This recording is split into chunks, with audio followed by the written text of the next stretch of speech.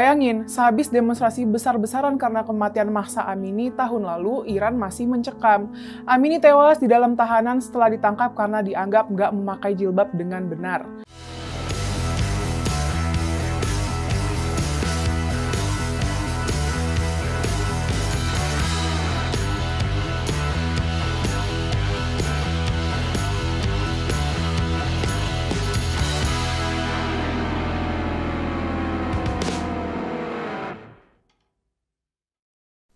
Shalom, Om Swastiastu, Namo Buddhaya, salam kebajikan, salam sejahtera bagi kita semua. Kembali lagi dengan saya di sini, Zainab, di gereja YouTube channel kesayangan kita. Saudara-saudaraku, gereja YouTube, terima kasih buat selalu dan terus mendukung. Jangan lupa untuk klik tombol bertulisan subscribe dan share video ini sebelum kita akan membagikan salah satu isu, ya teman-teman, saudara-saudara. Kali ini kita menanggapi isu yang lagi hangat, ya, di salah satu negara di Iran yang setahun pasca aksi protes soal jilbab, lebih dari 500 nyawa melayang di Iran karena harus mewajibkan memakai jilbab, dan ini sangat-sangat menyedihkan dan sangat-sangat sadis. Hampir lebih dari 500-600 anak-anak, orang-orang muslimah ataupun apapun itu yang tidak memakai jilbab itu meninggal, mati, saudara-saudara. Nah, sebelum kita kita membahas panjang lebar, ada baiknya kita dengarkan dulu video berikut ini. Kondisi Iran dalam setahun terakhir menyedihkan banget. Bayangin, sehabis demonstrasi besar-besaran karena kematian Mahsa Amini tahun lalu, Iran masih mencekam. Amini tewas di dalam tahanan setelah ditangkap karena dianggap nggak memakai jilbab dengan benar. Kelompok pembela HAM di Iran nyatat sekitar 500 nyawa melayang akibat demonstrasi. Mirisnya, 71 korban diantaranya masih berusia anak. Bahkan ada korban yang baru berusia 7 tahun bernama Hasti Naroway. Naroway jadi salah satu dari 66 korban tewas akibat tindakan aparat keamanan pada 30 September lalu yang dikenal dengan Jumat Berdarah. Pas kejadian, Naroway dan neneknya lagi menghadiri ibadah Jumat pas pasukan keamanan menyerbu kerumunan aksi. Dia mati lemas sehabis kepalanya dihantam pakai tabung gas air mata. Sarina Esmailzadeh, 16 tahun, tewas dalam sebuah aksi protes sehabis aparat keamanan menggebukinya pakai tongkat anti huru-hara. Pemerintah Iran ngeklaim kalau Sarina tewas gegara melompat dari gedung. Ashraf Panahi, 15 tahun, tewas setelah dihajar aparat keamanan pas sekolahnya diserang aparat keamanan pada Oktober tahun lalu. Sekolah itu diserang setelah Panahi dan murid-murid perempuan lainnya menolak menyanyikan pujian buat pemimpin tertinggi Iran, Ayatullah Ali Khomeini. Di luar kasus-kasus tadi, ada banyak serangan terhadap aksi protes yang nyebabin kematian. Pemerintah Iran nampaknya nggak peduli sama aksi protes yang masif buat merjuangin hak berpakaian bagi kaum perempuan. Bukannya ngelonggarin, mereka malah makin memperketat aturan berpakaian perempuan. Undang-undang penggunaan jilbab direvisi. Dalam revisinya, hukuman bagi yang melanggar adalah 10 tahun penjara dan denda sebesar 129 juta. Pemerintah Iran juga masang CCTV di berbagai kota buat ngawasin sekaligus negakin hukum wajib jilbab. Kepala Polisi Ahmad Reza Radan bilang berurusan dengan perempuan yang gak mengenakan penutup kepala sebagai tugas agama dan kewajiban hukum. Hakim Agung Iran minta pengadilan tugasin hakim khusus buat kasus-kasus yang berkaitan dengan pengetatan aturan pemakaian jilbab. Pemerintah Iran nampaknya nggak peduli soal kondisi HAM yang mengerikan di negaranya sendiri. Buat mereka, tubuh perempuan harus ditertibkan, titik. Nggak peduli seberapa besar ongkos yang harus dibayar buat itu. Solidaritas kita untuk kaum perempuan Iran. Baik, itu tadi videonya, saudara-saudara. Nah, dari sini kita bisa menanggapi berapa dari ini kondisi Iran dalam setahun terakhir menyedihkan, saudara. Menyedihkan banget gitu ya. Bayangin sehabis demonstrasi besar-besaran karena kematian yang tahun lalu, dari saat sampai saat ini banyak mencekam gitu ya. Banyak yang tewas tahanan setelah ditangkap karena dia nggak memakai jilbab dengan benar, atau kelompok pembelaan di Iran mengatakan sekitar 500 nyawa melayang akibat demonstrasi yang menolak pemakaian jilbab, gitu ya. Mirisnya 71 korban diantaranya masih berusia di bawah umur, masih anak-anak begitu, diwajibkan untuk memakai jilbab. Bahkan ada korban yang baru berusia 7 tahun, saudara. Itu kalau nggak salah tadi namanya bernama Hestila. Jadi salah satu dari 66 korban tewas akibat tindakan aparat keamanan pada 30 September lalu, yang dikenal dengan Jumat Berdarah di Iran.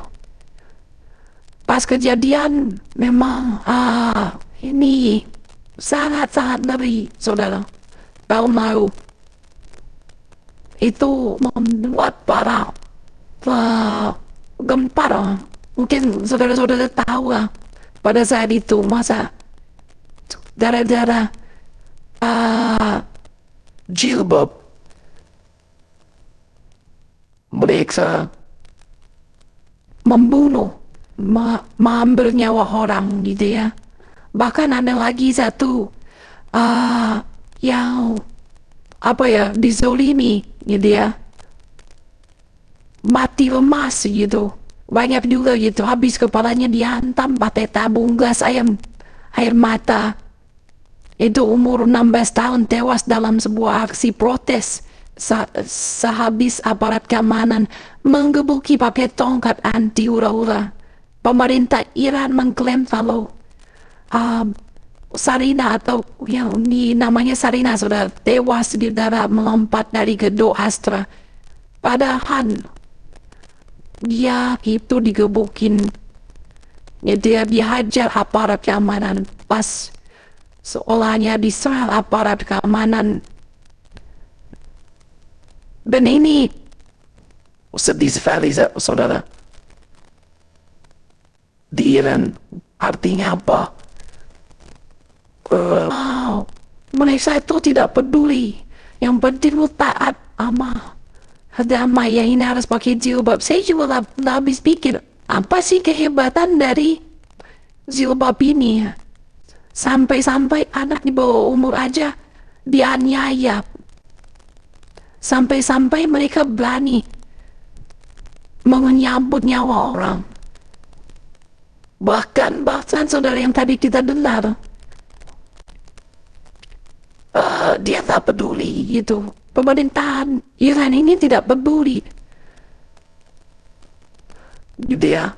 Bahkan dia sampai siapa yang menolak undang-undang penggunaan jilbab direvisi dan sebagainya, itu bukan diculik, saudara.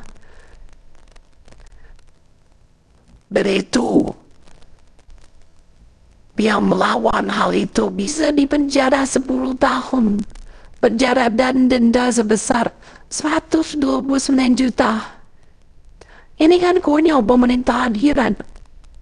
Juga masang CCTV di berbagai kota buat nawasin sekaligus menegakkan hukum yang wajib jilbab kepada semua orang di Iran, dia Muslim, ya, baik, maksudnya perempuan harus memakai jilbab, kan lelaki mungkin pakai peci. Nah, yang kita mau suarakan di sini, mereka rela dan tidak peduli hidup hak asasi manusia itu tidak peduli. Yang penting lu harus pakai jilbab. Dan kita sangat khawatir, saudara, seperti di Indonesia juga udah mulai main. Yang kemarin ada di Palembang, di Padang, harus memakai jilbab sekolah. Jilbab kalau nggak mati sekolah, di situ dia dipecat, dikeluarkan, atau ya tidak layak untuk sekolah di situ, gitu ya. ini kan udah mulai member ke Indonesia. Artinya, ini adalah bel buat kita juga. Kenapa sampai sebegitunya mereka mau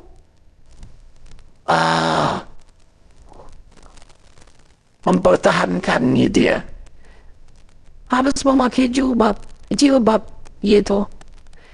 Karena ini saya tak habis pikir, saudara. Ada apa kehebatan jilbab ini? Apa fungsinya jilbab ini? Seharusnya lebih memahami bahwa pentingnya nyawa manusia, pentingnya toleransi di Indonesia. Ya kita berbeda-beda, wajar begitu ya. Jangan mengikuti pacuan dari Iran, Arab. Itu yang membuat perpecahan Indonesia ini. Makanya ini berita yang saya sampaikan ini penting. Karena jangan sampai Indonesia terjadi seperti yang di Iran. Apa kata dunia nanti gitu ya? Artinya apa? Ayo, saudara-saudaraku gereja YouTube, sahabat gereja YouTube semua, mari bersatu padu untuk kita terus melawan, terus menyuarakan. Kemarin aja sudah ada 2 provinsi yang melawan ini. Belum lagi yang di Banten. Ini sudah diskriminasi kepada orang-orang yang seharusnya dia layak di sekolah itu, dan apa tidak memakai jilbab tidak bisa. Ada juga sekolah yang kemarin di mana itu, di Medan atau apa, saya baca beritanya itu bahwa di situ mengatakan bahwa dia Kristen tapi dia harus memakai jilbab karena impiannya bersekolah di tempat itu. Mau gak mau dia harus mengikuti peraturan di sana. Nah, seharusnya peraturan itu untuk memakai jilbab harus di situ gitu. Dan harus ada peraturan seperti itu. Karena semua anak bangsa, semua murid dan sebagainya, mahasiswa bisa bersekolah di negeri.